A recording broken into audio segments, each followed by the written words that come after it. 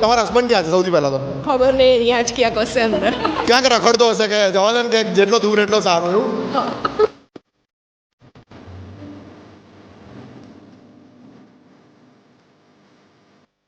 USA ની અંદર રહેતા ગુજરાતીઓની કોઈ એકાદ ક્વોલિટી તમારે કહેવાની હોય કે જે આપણને ઇન્ડિયામાં ના જોવા મળે, એ ક્વોલિટી કઈ? બધા ઇન્ડિયન જેમ જ છે. ઇન્ડિયામાં હોય કે અમેરિકામાં હોય, નવરા પડે ચોવાટ ફોકવાની.